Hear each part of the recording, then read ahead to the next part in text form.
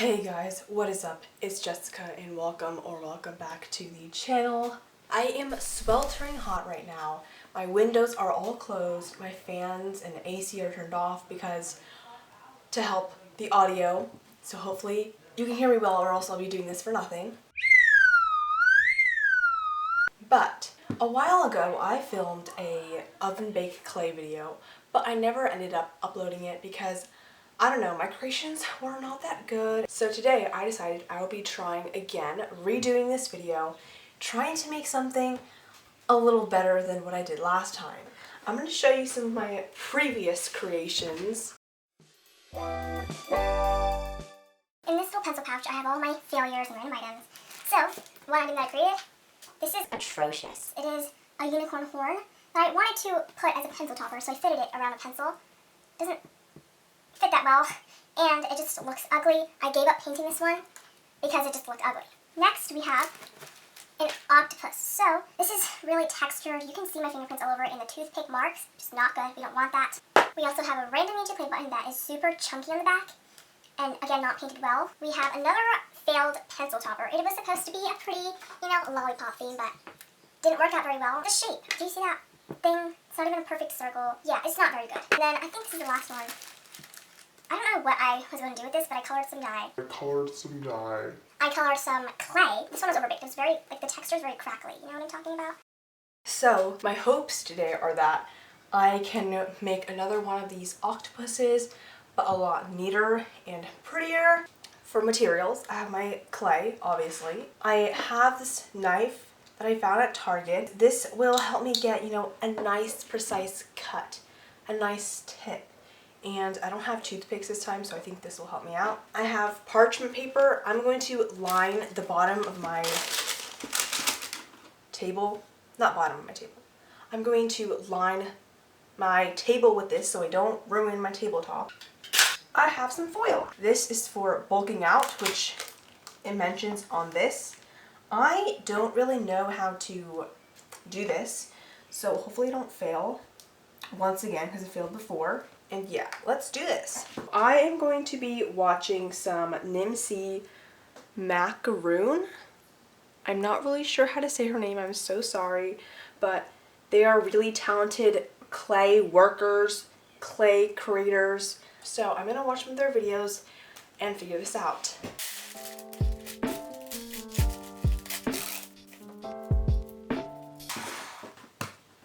This is not working out very well.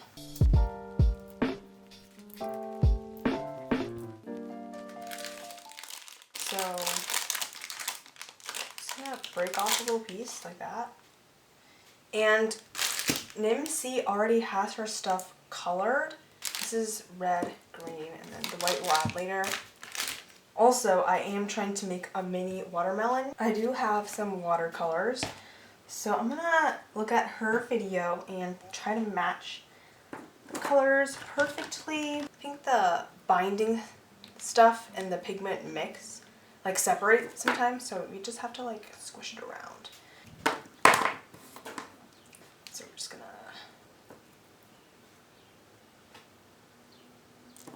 do that, I guess.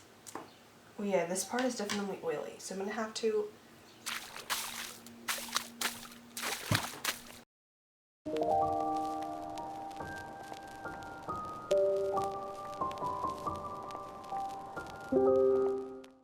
So while I was dyeing this, I kept trying to roll it, and the paper keeps moving. So this taping method does not work very well. Is it still in the middle of the frame? I'm not sure, but we're gonna continue dyeing this little dude. Ugh! It's so goopy.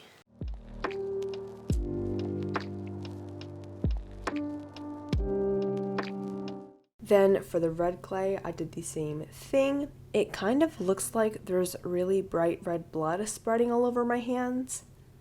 Yeah.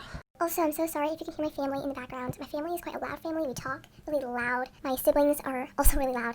So I'm super sorry if you hear them either in the voiceover or in the video in the background talking. Alright, so let's start. I have some of my red clay here, and we have to roll it out.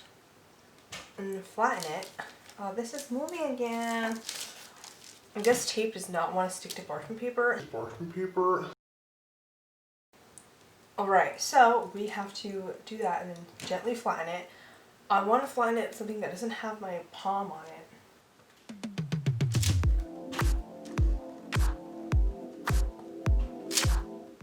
Alright, so that way I don't have my palm print on it, so that is nice. Then we cut it into a little triangle shape. Time to cut the clay into a watermelon shape, but you can't see it because my big head is covering everything. I was working with really tiny little clay pieces, so that's why my head is just hovering over every single thing. Anyways, I did end up completing the cutting and removed it from its other clay fellows and rounded out the edges with my finger to make it look neater. Then for the rind, I started by rolling the clay out into a long green snake-like shape. However, my fingers are quite chubby and when rolling made the clay very uneven, so similar to the red clay, I used the box to roll it to make it even. I used the bottom of the red part of the watermelon to check if the green part was too thick or too thin. Then after I got that desired green bean look, I flattened it out with my fingers. The knife has been brought out. And I'm just using it to cut a piece of the flat green bean. Then I carefully stuck the two pieces together. Then I trimmed off the excess clay, but you can't see what I'm doing because of my head. Again. Continuing on, I used my fingers to round out the corners and make it look nicer. Now for the white part, I again used the box to roll it out. I'm working on the bare table now, as the parchment paper would have moved around a lot. Same idea as the green rind. I cut a piece of white clay that fit and placed it between the red and green. I had to be super careful when doing this. At this. I actually ended up putting the white all around the watermelon, not just the front and back sides. Here is the completed watermelon. I actually continued after this to make a second watermelon, but I don't know where the footage went. I don't know what happened. It's gone. I'm super sorry. I did do the same thing as the previous watermelon, so there wouldn't have been anything new to see anyways. For the next thing I'm making, I brought out a cup of water and a paintbrush. I'm going to follow a macaron tutorial and make a cute macaron. I took a pretty decent, actually quite large amount of clay for the outsides of the macaron and mixed it with the leftover red from the watermelon, as I'm trying to make pink and red and white make pink, and I don't know what else I'm supposed to do with the leftover red, so why not use it here?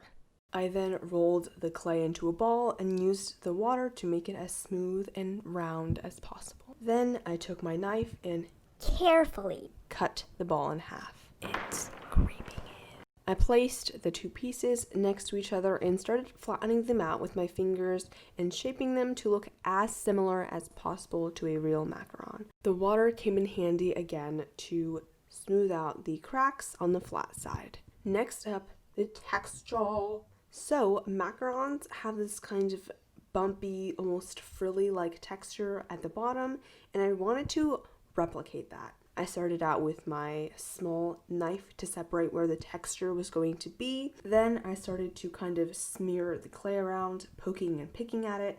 I switched to this little plastic palette knife looking tool with the slanted tip to make the texture instead. I actually found it at Ulta. I don't know what this tool is for. I don't know anything about makeup. I think it was like the free little tool that you can use to try out makeup. I have no idea, but I actually usually use it to mix my paints, but it was perfect for making texture. Not only do macarons have texture, but I've noticed from pictures that the texture on macarons actually protrude a bit, like it's not the same as the rest of the macaron. So I added some more clay at the bottom where the texture was and added extra texture to the additional clay bits. This is what it looks like up close. This particular macaron actually has a cute little koala stuck in it, so I just took some white clay and rolled it into a little sphere oval shape. Then I rolled out 2 small spheres for the ears. Here I have some brown clay that I dyed to represent chocolate icing. In Macaron's video, she used a piping tip to get the texture. However, I don't bake and I don't have any of that fancy stuff that people use. So I attempted to recreate the piped icing texture by hand. I rolled the clay out and held it against the other pieces to see how long it should be and trimmed it to size. I then took my knife and my Ulta tool and tried to cut slits into the clay and feather them out, but as you can see, it failed. It looked like lumpy poop. Very disgusting. Change of plan. I rolled it out again, made it nice and even, and made it a smooth icing instead. It does kind of take away from the interest, but you know, you gotta do what you gotta do. I don't have one of those fancy piping tips, so we're just going to have to leave it as it is. I stuck a piece of brown clay in the middle, and the sculpting is complete. The third thing I am making is a pizza. I am starting by combining the brown clay from the chocolate icing with the leftover pink from the macaron. I didn't bother trying to mix it well because I'm going to be painting over this, so no one is going to see what is actually going on with the clay. This was my first attempt. It did not go good. The pizza was lumpy, it wasn't smooth, so I rushed the ugly pizza, rolled it out into a ball, and pressed it onto the table from both sides to make the pizza shape. So, I realize now that everything I've made in this video is food, but I like food, so I'm going to make it. It's not edible, but for baking, I separated the koala macaron into 3 pieces, and I just put them into the oven, and I took them out when the timer rang.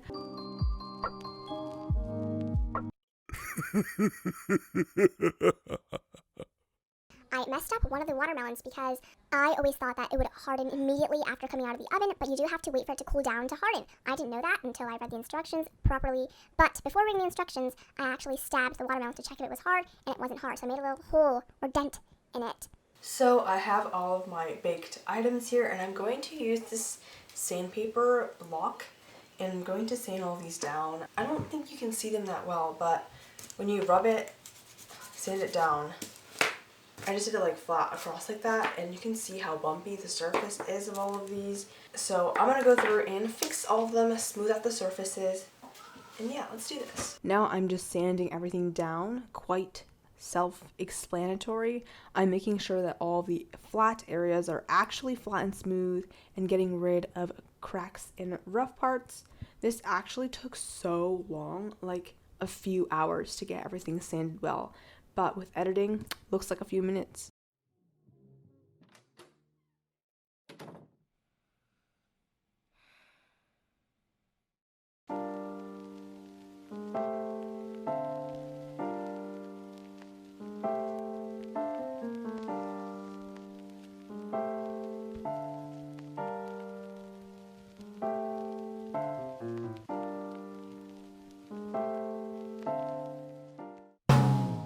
Now for the paint job. My favorite part, but also quite difficult. I mixed up a nice pastel pink color for the macaron. It's slightly more red pink than the clay, which is more orange pink. Yes, I'm painting over the clay that I took so long to color. The time that I spent coloring the clay was pretty much useless. Why did I do that? I took my time painting the ruffled part of the macaron as the texture made it harder to cover nicely. Now for the colors, I mixed up a nice chocolate color. Oh my goodness, it's so shiny and thick. I love it. I'm slathering the paint on the chocolate icing part and trying my best not to get onto the pink part, even though I did end up doing that a couple times. Then I painted the koala. Yes, it's already white, but it's quite contaminated here. Here is its distraught before state. For the face, I just followed the one Joanna used. Joanna is the real name of the creator behind Macaron. Then I noticed how uneven and not round the ears were, so I took my little knife and trimmed it to make them both the same. I then painted over the newly cut ears with white paint. Now to bring all of the pieces together, I'm positioning it to see which way I like it, and then I bring out the hot glue gun. Here I go, gluing it together. Ew, the stringy parts. Then I tried to position the top part of the macaron on and noticed a bit of a problem. The shape of the top part of the koala didn't allow the top part of the macaron to sit the way I wanted it to, so I took out my sandpaper and began to sand the top part to make the shape that I needed. I tried my best to not mess up the shape of the ears. I drew this little animation to explain what I'm doing here because I don't think you can see that clearly from these clips. Then that happened. The force that I put while sanding yanked the koala off, but honestly, I was fine with that as it made it easier for me and the clay dust bits would land on the table, not other parts of my creation. Here goes my second attempt with me trying to pull out the stringy bits. Then I attached the top. I'm sorry if my explanations don't make any sense. I'm literally just saying the word top and like bottom. Then I tried to clean up the glue that had been squeezed out from when I placed it, but messed up that clean look of dried glue. So I just took it apart again, and it took me quite a few tries to get it right. I realized that the hot glue wasn't actually doing that great of a job holding it together.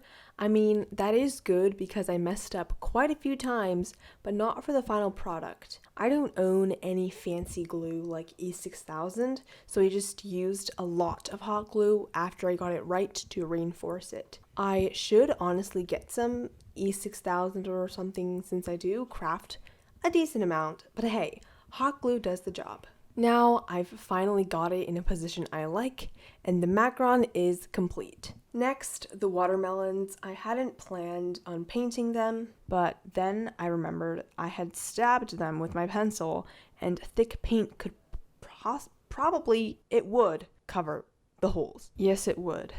I didn't add anything to the watermelons, I just painted over the clay in the same colors to make the color more vibrant and appear smoother. I used a bit of hand sanitizer to clean up my mistakes. I discovered this hack a while ago that I can actually clean up and remove the most recent layer of acrylic paint. However, if you use it a lot, it can actually remove all of the acrylic paint. The white part of the watermelon I kind of messed up. The clay wasn't that even before baking, so we had to paint over a very uneven white line of clay, and painting it made the unevenness more obvious. So I went over that area many times trying to make it less noticeable, and it turned out a bit lumpy, and the basic watermelon paint job is done. Moving on to the pizza, I'm first covering it in a white base coat to make it easier to paint the colors on later. I stuck it in a small cup so I could hold it better while I painted the crust. For the dough, I started by taking some of the chocolate brown that I've previously mixed and put it into another section of my palette. I added some of this golden crust color and this pale yellow. Those two paint colors are not the only ones that I added. But this color I'm mixing is actually going to be for the shading. I also mixed up another lighter color for the main part of the crust. Yes, for this clay creation thing, so official, I'm going to be adding shading unlike the previous ones. I felt like shading would look really good on the pizza and give it that nice baked look. You know, just to make it look super delicious. Time for the shading, I applied the darker color where the crust met the rest of the slice and near the edges. I took my time to give it a nice blend. I feel like on camera you can't really see it, but it is more obvious in person. The bottom is also completely the shade color as it's usually darker than the top most times in real life. As I sat there waiting for the paint to dry, I noticed just how bumpy and uneven the top was even after sanding, so I took a popsicle stick and swiped a thick layer of paint on to try to fix the texture. Now I'm painting on the cheese with an appropriate yellow color. The cheese isn't showing up much. In fact, you can't really see it at all, so I applied a white coat for a base and then I went back in with the cheese color. I'm bringing the cheese down to the sides, kind of dripping down, because when you remove a slice from a whole pizza, the cheese usually stretches and then dangles off of the sides, if you know what I mean. So I thought it would be cool to paint that on. I'm actually leaving some white spaces around the edge of the cheese. No, I did not forget about it or mess up. It was on purpose.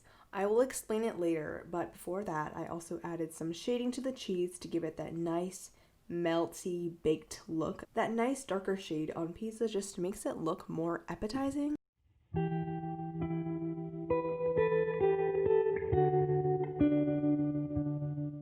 I had to completely start over because I didn't like how it was going.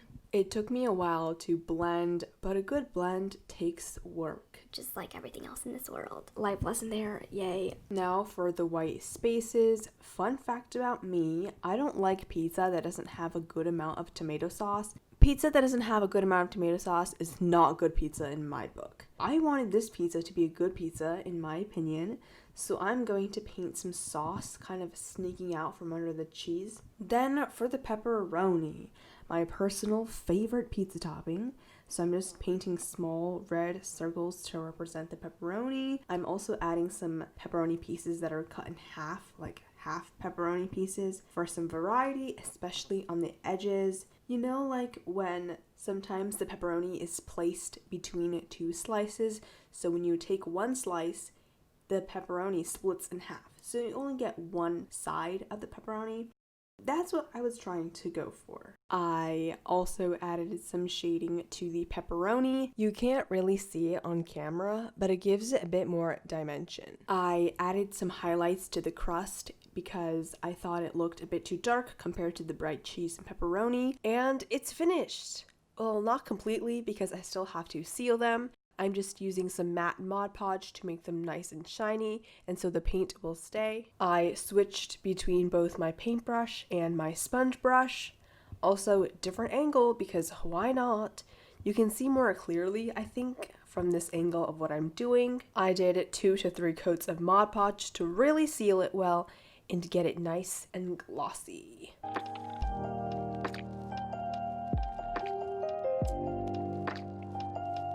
I used an alcohol wipe to clean them up and also mainly make them more shiny. I don't know, but I discovered that alcohol wipes make Mod Podge even glossier. And they are finished. These are my finished results. It took a few days to finish these, but let me go over all of them individually. Let's start with the Macaron. This is the one I made by following Macaron's video. First, the negatives. Let's talk about the icing. Like mentioned before, I didn't have a piping tip, so the icing has no texture. So if you look from the back, it's kind of plain and boring. It's just not very interesting without the texture. Where the chocolate meets the top, or what is it called?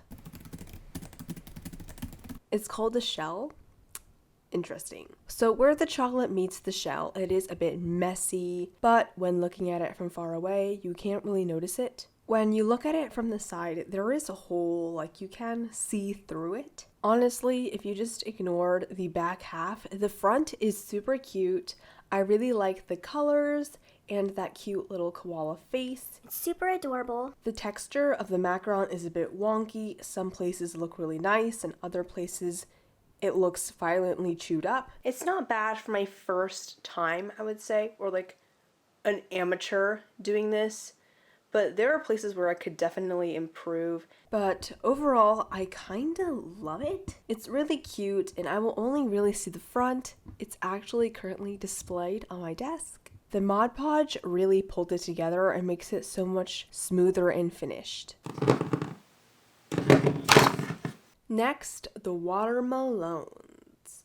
These are okay. They're not bad, just incredibly boring. I followed a Nimsy charm tutorial and hers came out super cute and could be used as decor, but they're not that interesting to me. There's just 3 colors, no seeds or anything like that. There is one side of each watermelon I prefer and one side I don't like as much. On this larger watermelon, this side is fuzzier and messier and the other is clean. The smaller watermelon came out a bit neater, however, there's just lots of imperfections on both, which is weird because they were the simplest, but they were the smallest, so they were harder to work with. So yeah, They are alright, I guess. I'm not sure what I'm going to do with them because I'm probably not going to display them. They're just not very interesting to look at. Yeah, they're just not my favorite. And lastly, my favorite one.